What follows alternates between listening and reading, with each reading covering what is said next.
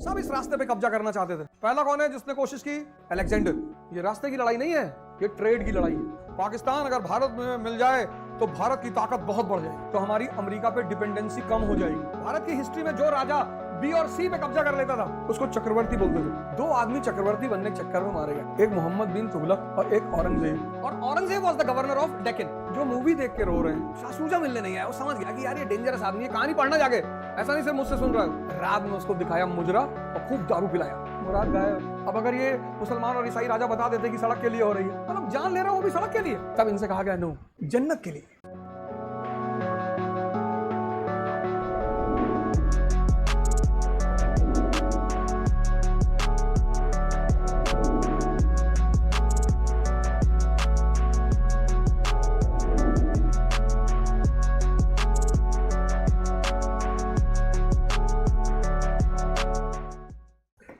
Trade, चार रास्ते। पहला रास्ता ये silk route. Now the name tells you that the most important commodity on this route was silk, so it was called as silk route. Today it is called as which route? O N route, oil and natural gas. अब इस पे silk नहीं चलता, अब इस रास्ते पे क्या चलता है? ऑयल और नेचुरल गैस। इसी को चाइना कब्जा करना चाहता है। CPEC, China Pakistan economic corridor, यही है CPEC, China Pakistan economic corridor. इसीलिए चाइना पीओके पर कोई समझौता नहीं करना चाहता। If you try to snatch away POK from Pakistan, you are not going to fight with Pakistan. You have to fight with, because CPEC passes through POK.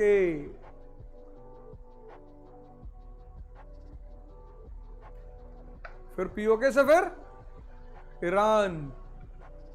So if America will fight a war with Iran, it is not hurting the interest of Iran.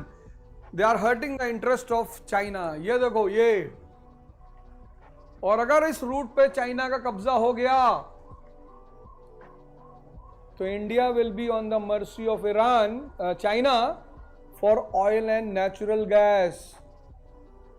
फिर तो China अपनी सारी बात वैसे ही मनवा लेगा।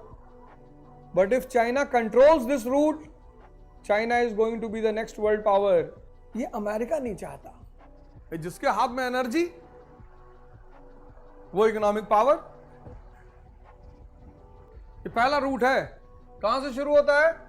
China से, फिर ईरान, फिर वेस्ट एशिया यानी सऊदी अरेबिया, फिर यूरोप।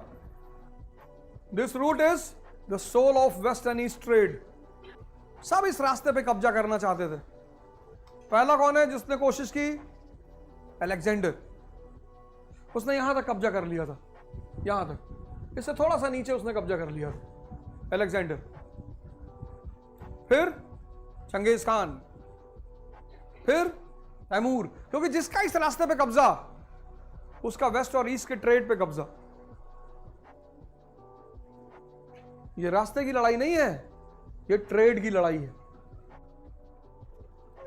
ये पहला रास्ता। Second, route B, it was called as northern path, starting from Takshila. Takshila, border of Pakistan and Afghanistan, very famous university in ancient times. Two famous alumni, Chanakya, यहीं से पढ़े थे। Takshila to Tamralipti. This same route in medieval period was called as GT Road, Grand Trunk Road. Sher Shah Suri ने इसको फिर से बनवाया था, Grand Trunk. And the same road today is called as NH1, Amritsar to Delhi, and NH2, Delhi to Kolkata. Same road है ये, Northern path. It passes through Northern India. इस route का इंपॉर्टेंस क्या है? Route B connects Indo China, ये Indo China, with Silk Route. Indo China was called as golden land, स्वर्ण भूमि। अभी बताएंगे क्यों। रूट सी, ये और important, route C starting from Ujjain. Where is Ujjain? Madhya Pradesh, to Deccan यानी पूना। तो Ujjain to Deccan and Deccan to south India, Kerala, Tamil Nadu, Karnataka, south India, ये route C. This root connected south India with silk route and south east Asia. ये देखो, ये पूरा इलाका। साउथ में कौन सा एम्पायर था? चोला एम्पायर। ये चोलास कैसे एम्पायर बना? इस पूरे इलाके पे कब्जा करके। भाई उन्होंने तो इधर पूरा कब्जा नहीं किया, फिर भी उन्हें एम्पायर कहते हैं। भाई मौर्यन एम्पायर ने तो पूरे भारत पे कब्जा किया, तो एम्पायर समझ में आता है। चोलास तो नॉर्थ इंडिया आए ही नहीं, तो फिर एम्पायर कैसे हुए? क्योंकि उन्होंने पूरे साउथ ईस्ट एशिया पे कब्जा कर लिया, इंक्लूडिंग श्रीलंका। तो पूरा मसाले का जो एरिया था वो उनके कब्जे में। इंडियन हिस्ट्री में जो भी राजा बी और सी पे कब्जा करता था उसको चक्रवर्ती बोलते थे। पहला चक्रवर्ती कौन है? Ashoka the great. उसका बी और सी दोनों पे कब्जा था। दूसरा समुद्रगुप्त, इनडायरेक्ट सी पे कब्जा था, डायरेक्ट नहीं था। इनडायरेक्ट सी पे कब्जा कर रखा था उसने, उसकी पॉलिसी अलग थी। तीसरा चक्रवर्ती कौन है?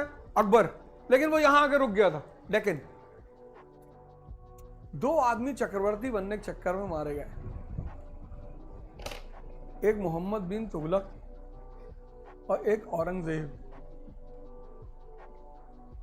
इनको बेचारों को कहीं पता चला चक्रवर्ती बना जाता है, इन्होंने कहा हम भी बनेंगे चक्रवर्ती। तो लोगों ने कहा कि साहब माहौल बदल गया है, आप मत बनो। बोले हम तो बनेंगे। तब तक डेक्कन में कभी कभी आदमी की जब किस्मत खराब होती है ना, तो उसके सामने ऐसी घटनाएं घटती है कि बेचारा समझ नहीं पाता। औरंगजेब का जो टाइम है 1656, वही टाइम डेक्कन में है छत्रपति शिवाजी का, 1656। पैरेलल टाइम है दोनों आदमी का। अब 1656 टू 1659 औरंगजेब बिजी है। किसमें? सिविल वॉर, घर में झगड़ा चल रहा है, तीन भाई आपस में लड़ रहे हैं। औरंगजेब, मुराद, शाह शुजा, ये तीन भाई हैं और तीनों लड़ रहे हैं कि गद्दी किसकी। Murad was the governor of Gujarat, Shah Shuja was the governor of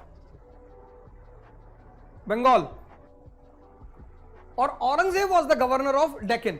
यहां का गवर्नर था वो, डेक्कन का।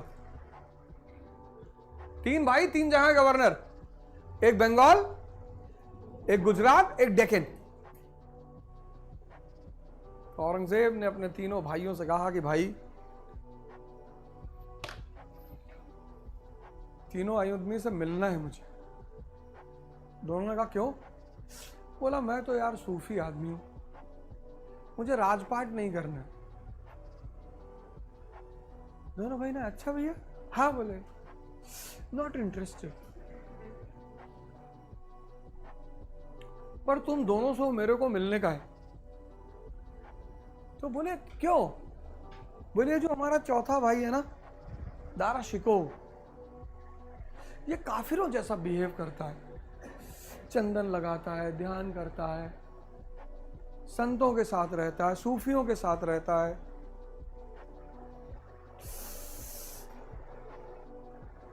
गंद मचा रखी है, होली खेलता है, दिवाली खेलता है। इसने किताब लिख दी है मजमुल बहरीन। बोले भाई क्या लिखा उस किताब में? बोला उसमें लिखा था meeting of two oceans, Islam and Hinduism, possible है कि दोनों मिल जाए धर्म? धर्म ने कहा भाई पॉसिबल तो नहीं। कभी मौका लगे तो पढ़ना मजमुल बहरीन, क्या समझाया उस आदमी ने। अगर वो किताब इस देश में पढ़ाई जाने लगे तो हिंदू मुस्लिम का झगड़ा हमेशा के लिए खत्म हो जाए। पर कोई पढ़ाएगा क्यों?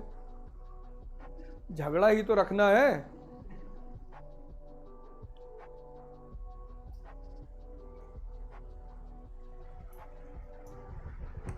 भेड़ अगर समझ जाए कि शेपर्ड उसको मार डालेगा,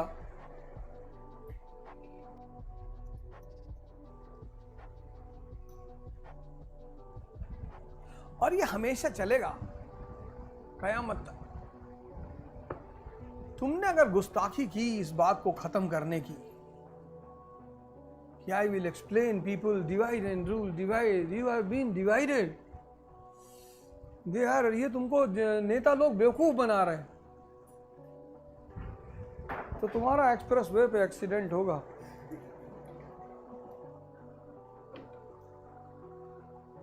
वो सारे नेता तुम्हारे घर शोक दिखा जताने आएंगे कि बहुत अच्छे आदमी थे, बहुत समाज में बहुत बहुत बड़ा काम कर रहे थे, जगा रहे थे लोग। क्यों जगा रहे हो इनको? इनको मरने दो। जो मूवी देख के रो रहे हैं,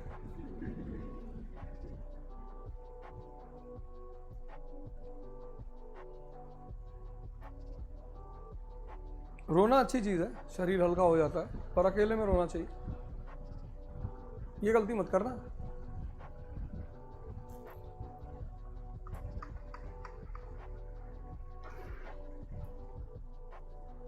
शासूजा मिलने नहीं आया, वो समझ गया कि यार ये डेंजरस आदमी है, कहानी पढ़ना जाके, ऐसा नहीं सिर्फ मुझसे सुन रहे हो। मुराद आया मिलने के लिए, वो थोड़ा इमोशनल हो गया। भाईजान अस्सलाम वालेकुम। वालेकुम अस्सलाम रहमतुल्लाह बरकातहू, आओ। रात में उसको दिखाया मुजरा और खूब दारू पिलाया। मुराद गायब,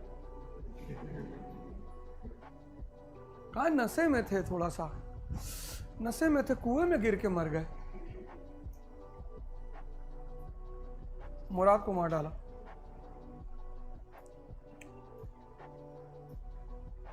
और कोई गलत बात थोड़ी है। तो राजनीति में और होता क्या है, या तो मेरे सामने से हट जाओ और नहीं तो मारे जाओगे। दारों को मारा, शासूजा को दौड़ाया इसने। इधर ये नॉर्थ में अपने भाइयों से लड़ रहा था, इधर डेक्कन में छत्रपति शिवाजी, ये किला वो किला। 1659 बड़ा प्यारा टाइम है। शाइस्ता खान मुगल गवर्नर, उसका अंगूठा ही काट लिया, मारा नहीं। मुगल गवर्नर का अंगूठा, इमेजिन करो तुम, जब ये बात औरंगजेब को पता चली होगी कि अंगूठा काट लिया तुम्हारा। Shaista Khan never went to the court of Aurangzeb. किस मुंह से जाए, क्या बताए जाके कि भाईजान अंगूठा काट लिया? क्योंकि मैसेज देना था बस ऊपर वाले को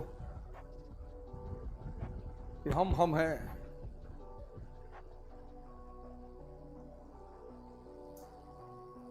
फिर इस बेचारे ने कोशिश की, उधर शाइस्ता खान को मारा, फिर अफजल खान को मार दिया। 1659 सॉरी, अफजल खान को मारा था। सॉरी 1659 में अफजल खान को मारा था। बीजापुर का नोबल था अफजल खान, उसको मारा था।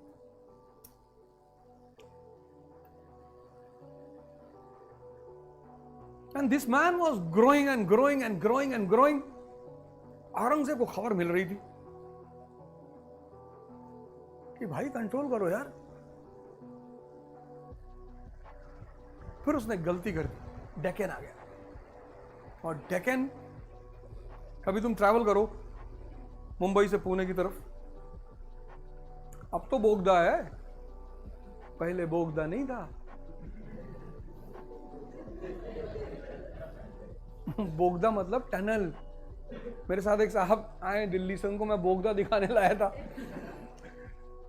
जब वो कल जा रहे थे मेरे साथ मुंबई परसों, तो मैंने कहा अभी रास्ते में बोगदा आएगा। तो जब पहला टनल निकल गया तो मैंने पूछा, मैंने कहा देखा बोगदा? बोले कहाँ था? अबे मैंने कहा जाहिल, बोगदा नहीं देख पाए तुम? तो कहा था कहाँ? चल मैंने कहा अभी दूसरा आएगा तो दिखाएंगे। फिर दूसरा टनल निकल गया, मैंने फिर पूछा उससे बोगदा देखा? कहा बताते ही नहीं हो, कह रहे हो देखा कि नहीं देखा। थोड़ा सा कॉमन सेंस लगा के मोबाइल पे चेक कर लेता बोगदा इन मराठी, तो उसको पता चल जाता। मोहम्मद बिन तुगलक का तो बड़ा बुरा हाल हुआ था, वो तो यहीं चला आया था। यहाँ का मौसम देखिए, अब देखो यहाँ की इस वक्त इतना प्यारा ठंडक है, नॉर्थ में इतनी गर्मी है, और यहाँ एसी चलाने की कोई जरूरत ही नहीं है। ये जो इलाका है, ये दिस वन, ये बड़ा खतरनाक इलाका, ये इलाका खतरनाक क्यों है? ज्योग्राफी तुम देखो यहाँ पे वर्ल्ड मैप, ये देखो कितनी डार्कनेस है यहाँ पे, ब्राउन और येलो, ये पूरा पैच ही ब्राउन और येलो का पैच है पूरा। ब्राउन मतलब प्लेटो, येलो मतलब डेजर्ट। रिसोर्सेज आर लिमिटेड, और जहां भी रिसोर्स लिमिटेड होगी वहां वॉर होगा। तो this area is the area of war. यहां का बच्चा पैदा ही होते लड़ना योद्धा हो जाता है। तो यहां लोग एग्जांपल देते हैं ना कि देखो पैलेस्टीन का लड़का लड़ रहा है, वो बॉर्न ही ऐसी टेरेन में हुआ है, वो लड़ेगा, वो लड़ेगा नहीं तो मर जाएगा।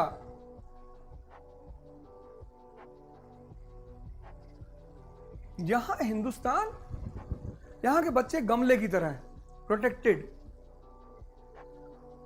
हल्की सी आंधी आई, वो अंदर आ जाओ। दे आर लाइक पिजन्स, कबूतर। तो रामधारी सिंह दिनकर ने लिखा कि प्रसादों के कनकाब शिखर होते कबूतरों के ही घर।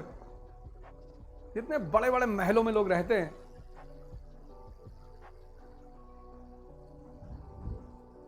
और जो ट्राइबल्स के बच्चे, अगर इनको कायदे की एजुकेशन मिल जाए, इनर स्ट्रेंथ है ना। जो लोग जंगलों में रह रहे हैं उनकी लाइफ कितनी चैलेंजिंग है।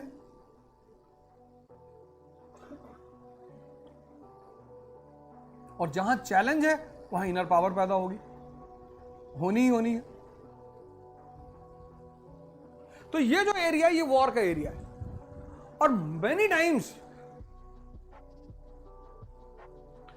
मतलब if you go through history, multiple times this area was in trouble.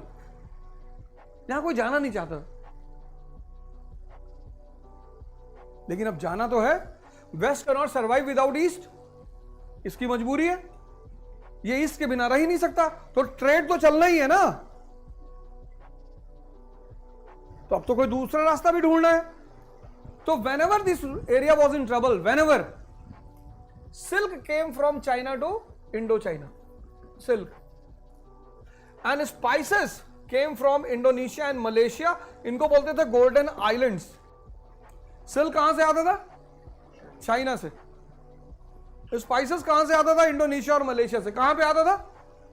Indo China. इसीलिए इस एरिया को बोलते थे golden land, because for both the commodities in return they got gold. This was called as golden island because they are spice islands. यहां क्या पैदा होता है?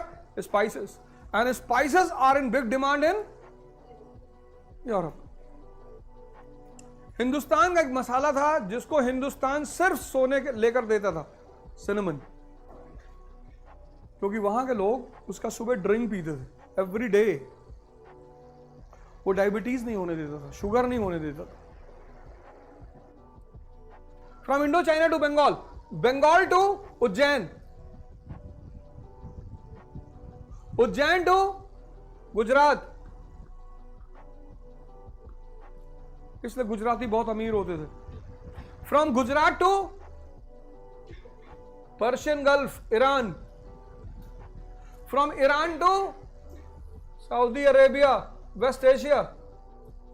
From West Asia to Europe. This was called as route D. अगर पाकिस्तान खत्म हो जाए तो भारत की ताकत बहुत बढ़ जाएगी। पाकिस्तान अगर भारत में मिल जाए तो भारत की ताकत बहुत बढ़ जाएगी, और अगर भारत की ताकत बढ़ी तो चीन को बहुत नुकसान पहुंचेगा। अगर भारत की ताकत बढ़ी तो हमारी अमेरिका पे डिपेंडेंसी कम हो जाएगी। ऐसा क्या हो जाएगा? अगर पाकिस्तान भारत में मिल जाए तो भारत की ताकत बढ़ जाए, अगर पाकिस्तान खत्म हो जाए तो भारत की ताकत बढ़ जाए, क्योंकि डायरेक्ट रिलेशन हमारा हो जाएगा ईरान से। ये देखो, ये सीधा। और अगर डायरेक्ट रिलेशन हमारा ईरान से हो गया तो ऑयल और नेचुरल गैस सीधी हिंदुस्तान में।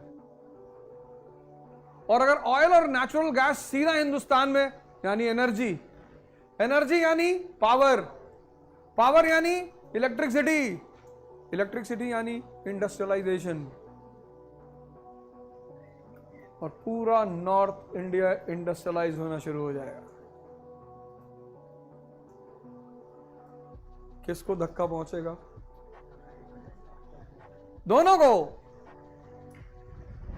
तो जैसे ही भारत पाकिस्तान के खिलाफ खड़ा होता है, ये दोनों से इनडायरेक्टली बैक कर देते हैं।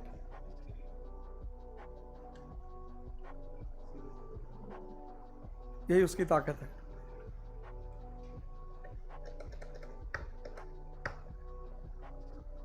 इसीलिए ब्रिटेन और अमेरिका ने पाकिस्तान बनाया, क्योंकि इन लोगों ने एक एग्जाम्पल देख लिया था। ब्रिटेन ने कौन सा एग्जाम्पल? अमेरिका को।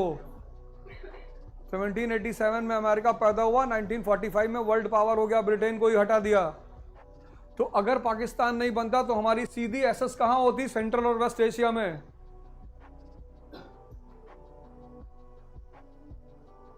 तो हम किसको रिप्लेस कर देते? अमेरिका को।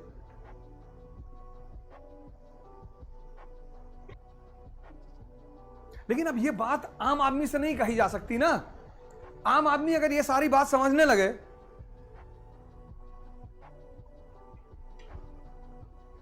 अब ये यहां मुसलमान, यहां ईसाई, इन्होंने पूछा लड़ाई क्यों हो रही है? अब अगर ये मुसलमान और ईसाई राजा बता देते कि सड़क के लिए हो रही है, तो कहते हम सड़क के लिए मर जाएं।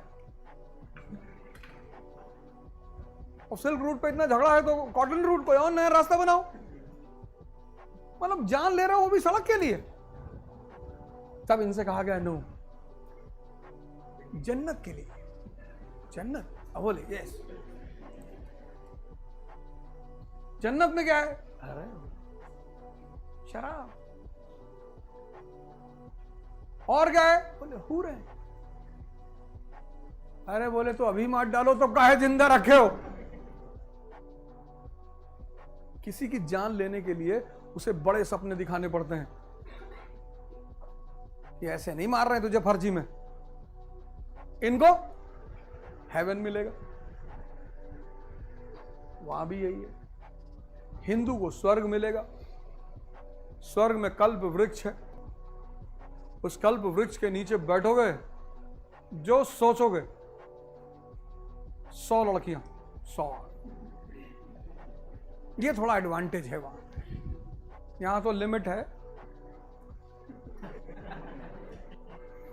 हिंदू अनलिमिटेड पैकेज है। कल्प वृक्ष।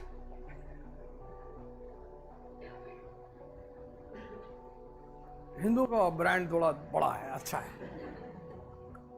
इसलिए लोग लड़ते मरते थे धर्म के नाम पे। तब कार्ल मार्क्स ने कहा कि religion is a opium for masses. उसने ये नहीं कहा religion is a opium, opium for masses. उसके बाद समझ में आई ना।